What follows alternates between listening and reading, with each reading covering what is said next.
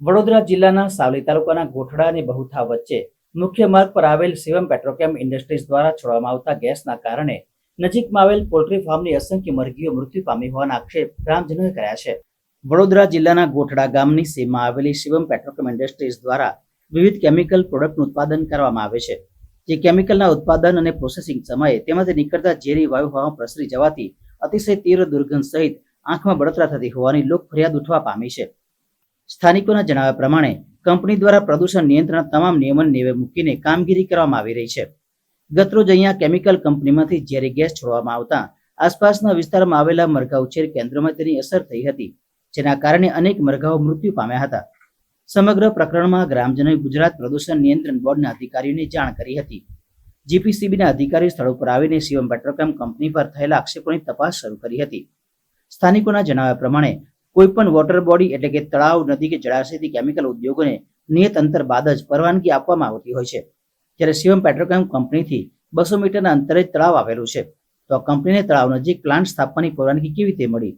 સમગ્ર મામલે ગોઠડા રહીશોએ યોગ્ય તપાસની માંગણી કરી છે.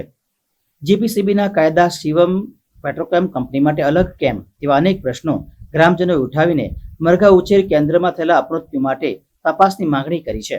હવે એ લોકો રાત્રિ દરમિયાન અને દિવસ દરમિયાન એક ઝેરીલો ગેસ છોડે છે. હવે એ ઝેરીલો ગેસ એટલો ખરાબ છે જેથી આપણા સ્વાસ્થ્યને પણ બહુ નુકસાન કરે છે. એક ઉધરસ, એક શરદી, આ બધું તો નોર્મલ છે. દર બીજે ત્રીજે માણસ બીમાર પડી શકે છે. અને આપ લોકો પાછળ જે પાક દેખી શકતા છો એને ઘણું નુકસાન થાય છે. અમારી બાજુમાં શિવમ કંપની આવી રહી છે, એનો ઝેરી ગેસથી મારા પક્ષી મરી રહ્યા છે. અને જે કોઈ પાક કરીએ છીએ એનો પાકનો કોઈ ઉત્પાદન આવતું નથી અને પાણી વધારે પડતું ભરાઈ જાય છે અને ઝેરી ગેસના કારણે પક્ષી મારે વધારે પડતું મરે છે. અને જે પાકની અંદર પાકતું નથી એના માટે મારે આ પક્ષીનો ધંધો અને કરવો પડે છે અને એના કારણેથી અત્યારે બહુ જ મરણ આવી રહ્યું છે અંદર. એટલા માટે મેં આ આક્ષેપ મૂકું છું. અને ગેસ સવારના 7 વાગ્યાથી તો વધારે પડતું જ ગેસ અંદર આવે છે, વધારે પડતું, અને આખા ફાર્મની અંદર ધુમાડો જ દેખાય છે. એ પોઝિશન છે. કાલે ઉઠીને આ મનુષ્યને લીધે બી હાનિકારક બની શકે છે. હવે ભોપાલ કાંડ જેવું જે થયું હતું એ પણ આવું બની શકે અને એ જ પોઝિશન આવી શકશે એવું લાગે છે મને.